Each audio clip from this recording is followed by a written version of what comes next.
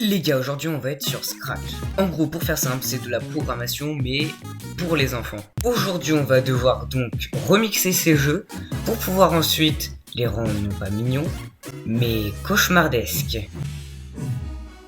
On va directement commencer avec les jeux les plus mignons, Kirby, Pixel Star Ultra. Celui-là, c'est un remake un peu de Kirby normal quoi.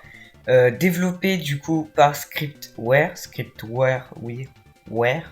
Bon bah du coup ce fun game il est plutôt simple. Et oui en fait c'est juste un platformer où tu peux attraper des étoiles et passer de niveau en niveau. Et ensuite t'as des ennemis comme cette méchante boule piquante. Du coup on va devoir faire un remix du projet pour pouvoir modifier à la fois les codes même si on va pas y toucher normalement.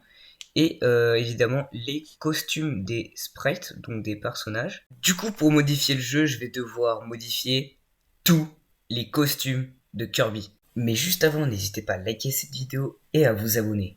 Perso, moi, le style que je préfère, c'est des yeux rouges avec un point blanc dedans. Ça fait ressortir un petit peu le rouge et ça rend un petit peu des yeux brillants et maléfiques.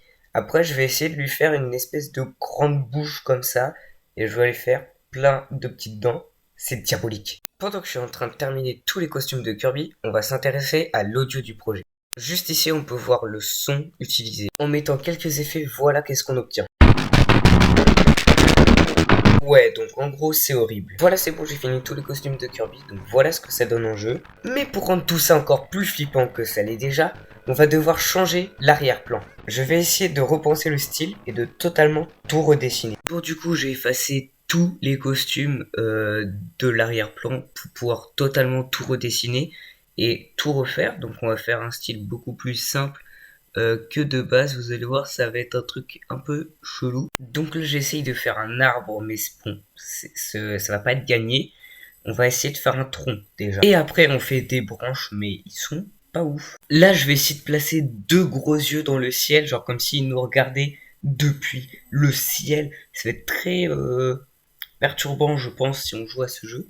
Du coup, bah, on va lui faire des yeux rouges bien brillants comme ça, là. Bon, là, du coup, je suis en train de faire une main, essayer de faire une main qui ressort un petit peu du mur. Et on pourrait le voir, ça pourrait faire un truc un petit style, quoi. Bon, du coup, voilà ce que ça donne en jeu. C'est horrible, mais dans le sens que c'est moche. Bon, alors maintenant, on va s'intéresser à la petite animation de l'étoile juste ici. On va essayer d'enlever le fait que l'étoile peut s'allumer. On va tout simplement l'éteindre définitivement. Bon, du coup, pour ça, c'est vraiment très basique. On a juste à changer ce code-là pour ensuite changer que ça clignote et que ensuite, ça fasse tout simplement que ça s'éteigne définitivement. On a juste à dupliquer les changements de costume pour pouvoir que l'étoile clignote. Et ensuite, on va mettre le basculer sur le costume éteint jusqu'à ce que le jeu charge et que enfin ça commence.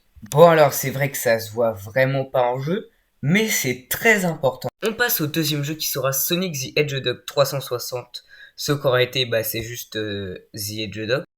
Le fan game a été réalisé par Coldex26. Et on va pour ça s'inspirer de Sonic.exe, la creepypasta, pour pouvoir faire notre écran titre. Donc voilà à quoi ça ressemble un peu ce que j'ai fait, ça fait un petit écran titre comme ça. Maintenant on va devoir changer l'arrière-plan des levels. Le problème c'est que si je le fais directement avec le saut, ça va remplir pixel par pixel et ça risque d'être très long. Du coup on va mettre un gros rectangle devant, on va juste le couper, comme ça ça coupe pile comme le ciel.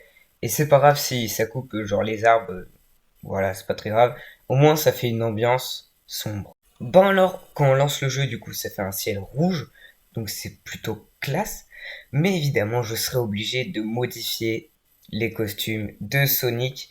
Et bon, c'est parti. Donc alors, voilà à quoi ça ressemble quand on lance le jeu avec Sonic.exe. Donc c'est un peu chelou, il a les yeux noirs avec des points rouges dedans, donc un peu comme dans la creepypasta. Et maintenant, on va s'intéresser à la musique de Sonic. Nice, ça rime. Donc alors pour ça, je vais juste tout simplement inverser le son de Sonic, tous les sons de Sonic, et mettre un petit effet robot. Ça fait bien mal aux oreilles.